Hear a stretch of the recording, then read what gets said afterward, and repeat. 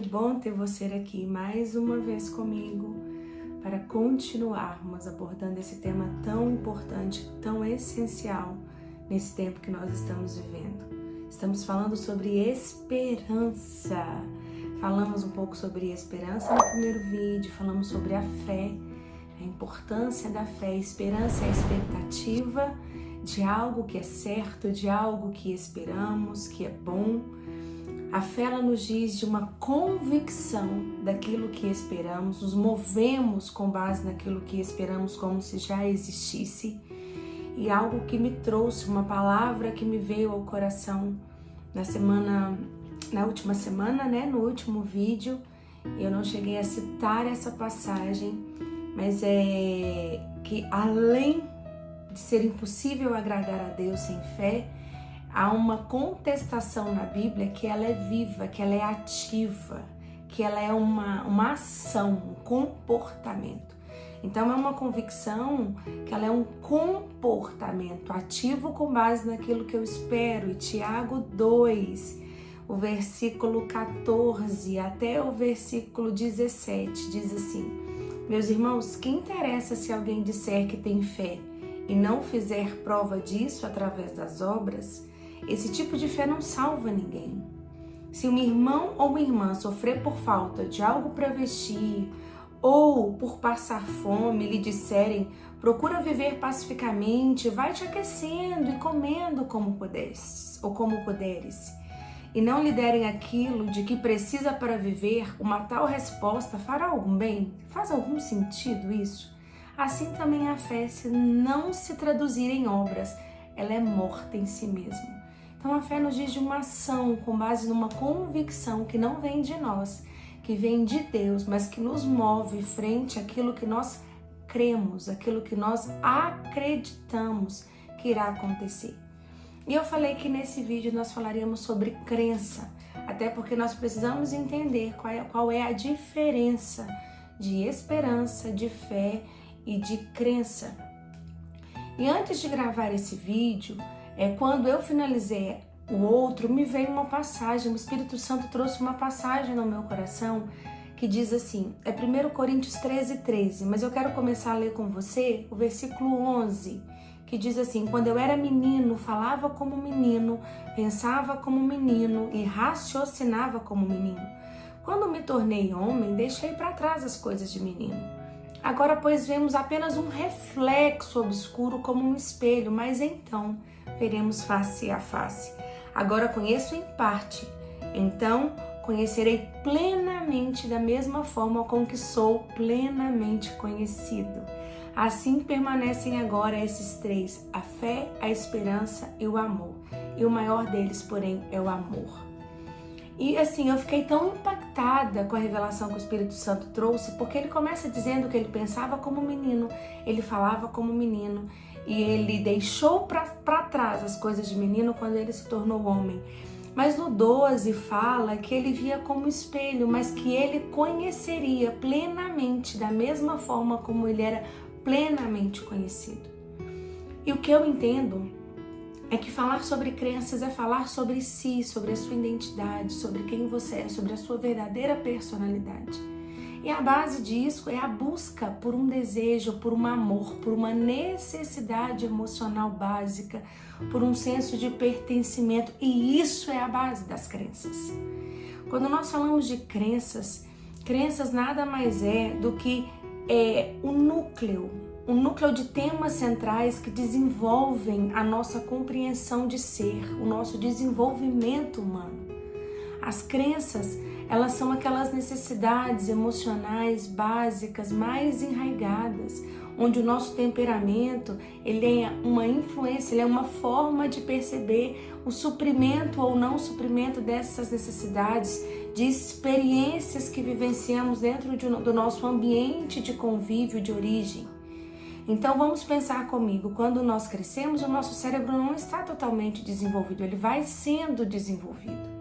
E dentro desse ambiente, que os significados eles se dão, como eu vou reacionar à emoção do outro, como as minhas reações, as minhas emoções terão sentido, qual seria o significado dessas emoções, como eu vou perceber a realidade, como eu vou me comportar frente a ela, o que é permitido, o que não é permitido, como que os meus limites vão sendo estabelecidos, qual a minha crença de desempenho, como que esse desempenho se dá dentro desse contexto.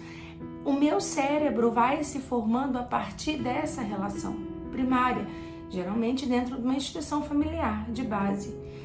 Então, as minhas crenças são desenvolvidas dentro desse contexto. E as minhas crenças são as lentes que me permitem perceber a realidade. Tanto perceber quanto o significado que essa realidade tem, a intensidade que essa realidade tem sobre as minhas emoções e como eu me comporto frente a ela. Essa é a premissa da terapia cognitivo-comportamental. Então, as minhas crenças são um plano de fundo. Ele influencia também nos meus pensamentos automáticos. Aqueles pensamentos que surgem sem que eu espere quando eu vivencio uma situação ou passe por uma situação. E esses pensamentos, eles são gatilhados sem que eu tenha controle ou domínio sobre isso. Então, essa é a base das minhas crenças. Essas lentes, quando elas são desenvolvidas, quando essas minhas necessidades são supridas, quando isso acontece de forma satisfatória, a minha percepção de realidade ela é mais completa, ela é mais real, ela é experimentada, experienciada de forma real. Agora, quando não, ela é distorcida, desenvolve-se em mim uma percepção distorcida da realidade e muda a forma como eu enxergo a mim, ao outro e ao futuro, ou a mim, o mundo e ao futuro, como diz Beck. Essa é a tríade cognitiva, segundo Aaron Beck, que é o grande criador, o teórico que desenvolveu a abordagem cognitivo-comportamental. Então, as minhas crenças, ou elas me permitem enxergar de forma mais satisfatória o mundo, ou ela distorce a minha forma de enxergar a realidade. Então, muito daquilo que eu espero, ou muito daquilo que eu creio, pode ser diretamente influenciado por essas crenças negativas. O Jung diz, Jeffrey Jung fala dos esquemas desadaptativos, os esquemas que são desenvolvidos e são tão arraigados em mim. Esses esquemas, eles se tornam verdades incondicionais, eles se auto-perpetuam, eles vão se retroalimentando, eles vão se auto-perpetuando a partir da validação dessas crenças, desses esquemas, com distorções também cognitivas que são desenvolvidas através dessas crenças. As distorções cognitivas são como lentes, óculos que nós colocamos, que faz com que nós enxerguemos a realidade de uma forma errada, são erros cognitivos. É uma forma de processar a realidade distorcida. Às vezes, essa forma de enxergar a realidade, ela não é condizente. Eu vou dar um exemplo, claro. Quando eu tenho uma crença, por exemplo, de desvalor, uma crença de defeito, eu tenho um colega que passa perto de mim e não me cumprimenta, isso pode ser um gatilho, uma situação para gatilhar esse esquema. E quando esse esquema, essa crença, ela está gatilhada, pensamentos automáticos surgem. Fulano não gosta de mim, fulano, eu fiz alguma coisa com ele, aí tá vendo? Mais uma vez, mais um relacionamento, eu não tenho valor, eu sou incapaz de desenvolver relacionamento. Mas na verdade, o fulano está preocupado com uma situação e ele passou rápido, ele não percebeu que você estava ali. E aí, essa abstração seletiva, ela me tira a oportunidade, ou ela não me faz perceber todo o contexto daquela situação. Eu só consigo enxergar ela dentro da minha crença, dentro da minha forma de perceber aquela situação, que é embasada na minha crença, na minha forma de perceber a realidade. Então, esses erros cognitivos, e nós temos vários: leitura mental, generalização, interferência arbitrária, todos esses erros cognitivos, eles atrapalham o nosso processamento das informações dentro da realidade ao qual nós estamos inseridos. Então, muitas vezes, a nossa expectativa, ela tem de ser idealizada, ela tem de ser idealizada e não real, porque ela é embasada naquilo que eu espero, com base naquilo que eu percebo e não com base naquilo que a realidade é. Então, atendendo muitos casais, eu vejo como que os casais se frustram nos relacionamentos porque criam uma expectativa do outro irreal. Então, com base nessas expectativas, há uma grande frustração e eu tenho percebido casais que se casam com uma expectativa irreal, uma expectativa idealizada, uma expectativa que não é verdadeira, é com base naquilo que não foi suprido e se tornam muito frustrados porque isso não é suprido no relacionamento. Isso não é suprido quando se depara com uma outra pessoa que também é falha, que também tem falta de necessidades. E essa química que as une acaba se tornando muitas vezes um problema no relacionamento quando não suprido e quando não sabido. Então, o que eu tenho percebido hoje é que as pessoas estão cada vez mais desesperançosas. Há uma desesperança muito grande hoje que permeia, até mesmo por causa de todo esse processo geral que nós estamos vivendo. Vai abrir, não vai abrir, vai ter, não vai ter pandemia, vai ter vacina, não vai ter vacina. Enfim, isso tem gerado um desconforto muito grande. Até porque as crenças são gatilhadas e ativadas pelas memórias implícitas e elas têm uma alta carga de afeto. Então, muito do que nós vivemos hoje ativa no nosso sistema límbico, na verdade na amígdala, essas memórias daquilo que nós vivenciamos que também tinham uma grande carga de afeto negativa ou desagradável de sentir. Não é ruim, porque as emoções são boas, mas naquela situação em si, uma intensidade, uma pimenta extra que gera uma resposta não saudável, que gera um comportamento que ativa uma crença disfuncional ou um esquema desadaptativo que distorce a nossa forma de nos comportarmos frente às situações. E a pandemia tem feito isso, tem ativado esses esquemas. Até porque estamos todos expostos ao medo, à insegurança, à incerteza, tanto do processo da pandemia quanto desse processo de retorno, de transição. E as pessoas têm estado ativadas, as suas crenças têm estado ativadas. Até porque muito do que nós temos hoje de expectativa são em bases que não são seguras, são em bases transitórias, instáveis, porque é humano. Porque é humano. O que nos faz confiar, o que nos faz ter segurança no relacionamento com o outro, se for a resposta que o outro pode nos dar frente à nossa expectativa, isso vai se tornar muito difícil, cada vez mais frustrante a nossa vivência. E o que acontece é que enquanto mais o tempo passa, mais somos fugitivos da dor. Menos queremos entrar em contato com essas crenças, maiores as nossas dores e mais distantes de uma realidade, de uma convicção nós temos vivido. Não temos andado convictos em relação à nossa forma de viver, em relação aos nossos afetos, em relação aos nossos relacionamentos, porque temos embasado isso naquilo que é faltoso, naquilo que é transitório, naquilo que se torna, às vezes, a crença de uma outra pessoa. Então, o que eu tenho visto é que traumas têm sido revividos, negligências têm sido revividas, e essa é a base dos nossos esquemas e das nossas crenças que são desenvolvidos. Há uma história por trás disso, há um contexto, e não tem como uma outra pessoa entrar dentro desse contexto. Se você não se permitir entrar em contato com esses lugares e solicitar ajuda, e dizer ao outro o que você está sentindo, o que você espera, se você não construir.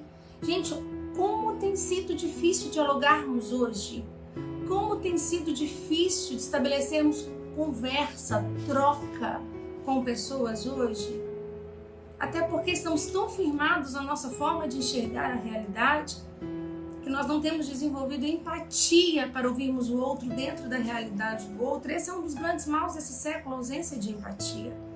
Isso tem aumentado o egoísmo, isso tem aumentado o nosso egocentrismo, estamos muito fechados dentro de nós mesmos. Quando a gente pensa numa criança, esses esquemas foram desenvolvidos porque havia uma vulnerabilidade real. Elas não tinham uma capacidade cognitiva complexa de saber o que fazer com aquilo que ela estava vivendo, porque havia uma vulnerabilidade real. Mas como adultos, não. Nós temos recursos para lidar. E nós podemos entrar em contato com aquilo que fizeram conosco e fazermos algo com isso. Essa precisa ser a nossa esperança, a capacidade que nós temos de ressignificarmos todos os dias e de enfrentarmos a dor. Enfrentar a dor é necessário, não há crescimento se não evitamos a dor, se não entramos em contato com a dor. Enfrentarmos a dor é necessário. Evitarmos depende. Cada situação vai demandar de mim e de você uma forma de responder diferente. Nem todas as situações iremos evitar, ou iremos enfrentar, ou iremos atacar, ou iremos nos render àquilo que o esquema nos diz naquele momento. Mas precisamos desenvolver formas de enfrentarmos conscientes cada situação, mas é enfrentarmos. E se não entrarmos em contato com isso, não enfrentaremos. Todos nós temos uma necessidade. Quando a gente para pensar no significado da palavra amor, lembra que eu disse para vocês de 1 Coríntios 13, diz que a fé, esperança e o amor. Mas quando a gente para pensar sobre o amor ele vem da palavra original ágape. O que significa essa palavra original ágape? Ágape significa aquilo que nós... é o sentido universal do amor que todos nós aspiramos sentir. Pode ser o amor que se doa, um amor incondicional, o amor que se entrega, muito semelhante ao amor que Jesus Cristo manifestou por nós naquela cruz do Calvário. Muito semelhante ao amor do Pai que deu o seu próprio Filho para salvar a mim e salvar você.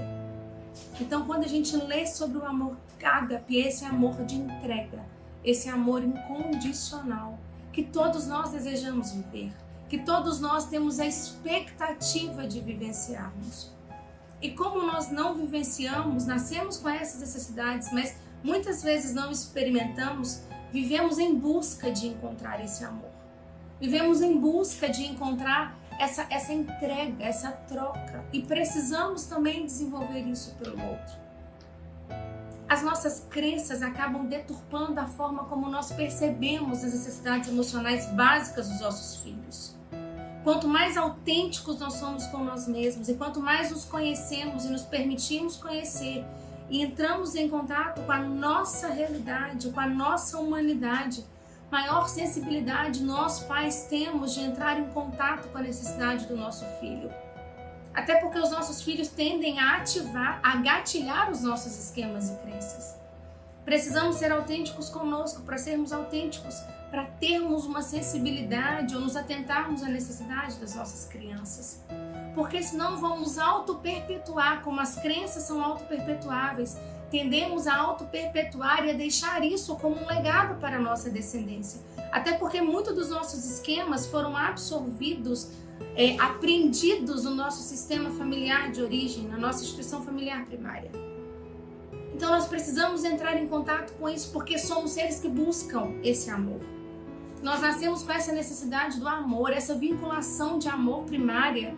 Eu costumo dizer que foi estabelecido lá no Éden, no primeiro contato que Adão teve com seu Criador. E desde que saímos do Éden, estamos em busca desse vínculo de amor máximo que não conseguimos experimentar, a não ser pela vinda de Cristo, que manifesta esse amor ágape por nós. E essas crenças, eu acredito que são desenvolvidas por essa necessidade, essa busca por esse amor. Eu falo um pouco sobre esses esquemas no vídeo Liberdade, na série Liberdade. Aaron Beck falam de 3 crenças nucleares que nós temos, que é um amor, o outro é valor e o outro é amparo.